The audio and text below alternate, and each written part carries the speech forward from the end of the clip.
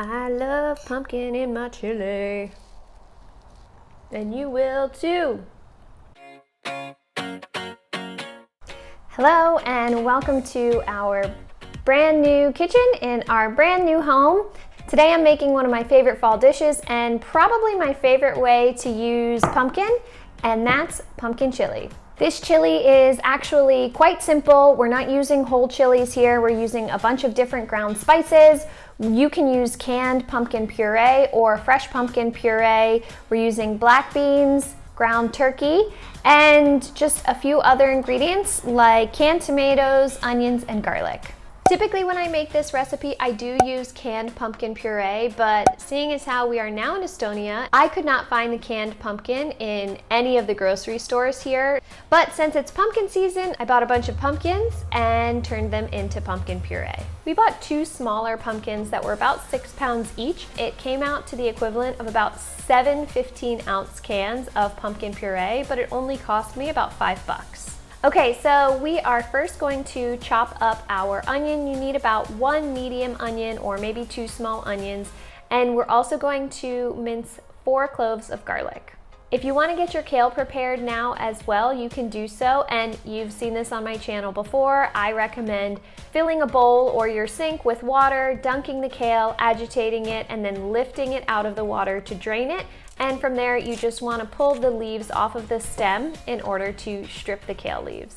Now for this recipe, I'm actually going to use some of these kale stems. You don't have to use them. You can put them in stock or toss them, put them in your compost, but they are edible and they will add a lot of fiber. So I'm going to use about half of them. So I'm just going to dice those up and I'll toss them in with the onions. That's really all the prep we need to do in order to get started. So we're going to take a large pot. The largest pot you have is probably a good idea because this is going to be a large pot of chili.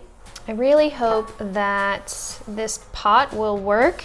I've not used it before, and it's also smaller than what I've usually used, so I may need to do things in 2 batches, but we'll just do the best that we can. We're gonna put that over medium heat and add a little bit of oil. I'm gonna cook that turkey until it's mostly browned through. Then I'm gonna add the onions and those kale stems. We'll cook that for a few more minutes just until the onion starts to get fragrant and starts to become a little bit translucent. Then we're gonna go in with our spices and tomato paste. For the spices, we have smoked paprika, cayenne powder, ground cumin, chili powder, cinnamon, salt, and pepper. Now, if you don't have chili powder, you can actually just increase the amount of the other ingredients. We're gonna let that cook for about a minute just to kind of bloom the spices and remove that sort of tinny flavor that comes with tomato paste. And next we're going to add in the pumpkin puree, which is about 2 15-ounce cans, the tomatoes, which is about 2 large 28-ounce cans of diced tomatoes, and the beans. I'm using about 4.5 cups of beans here, which would be the equivalent of 3 15-ounce cans. Stir that all together, or as predicted, you realize that your pot is not large enough. So I don't have a large pot right now, so I just decided to split this into 2 smaller pots and cook it like that. Another option at this stage would just be to toss the whole thing in the slow cooker. Now, once we're at this stage, we want to stir everything really well, and we're going to cover it and cook that on low just for about 45 minutes. While that's cooking, go ahead and chop up your kale into pretty small pieces. And in the last 10 minutes of cooking, we're gonna add in the kale. Now, again, this looks like a lot of kale, but I promise it will wilt down, and once you stir it, you'll be able to add all of the kale. Stir it well, put the lid back on, and let that kale wilt and integrate with the chili. Now we're ready, and let me tell you, it smells really good in here. Spoon your delicious chili into a nice large bowl and then add your desired toppings. Personally, I love Greek yogurt with chili. Some people like sour cream or cheese. Greek yogurt is my favorite. And then add some sliced green onions and cilantro if you have it. If you're lucky, you can add a piece of cornbread on the side. I've got some cornbread here, but chips are also a common accompaniment to chili. And when I was growing up, my dad actually served chili over soba noodles, so I also really enjoy that. It's tasty. This dish is packed with flavor and is absolutely super nutritious with lots of fiber, protein, and micronutrients. I love it. I really hope that everyone who's watching this makes this because it's really good and I think you're gonna love it. The pumpkin really brings something extra to the chili.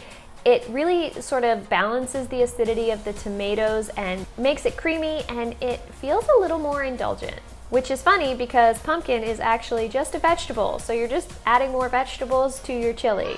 Congratulations. Now, again, prices will vary, of course, but this recipe comes to about $14.19 for the whole recipe, which comes to about $1.77 per serving. I hope you enjoyed visiting our new kitchen here in Tallinn, Estonia. Hopefully you'll be seeing a lot more of it. I'd love for you to subscribe to my channel. Let me know in the comments below what your favorite pumpkin recipe is, because I've got some more pumpkin things headed your way. Thanks as always for being here, and I'll see you in the next video. Why did you just fall? Okay. A little bit of cinnamon, a little bit of cinnamon, a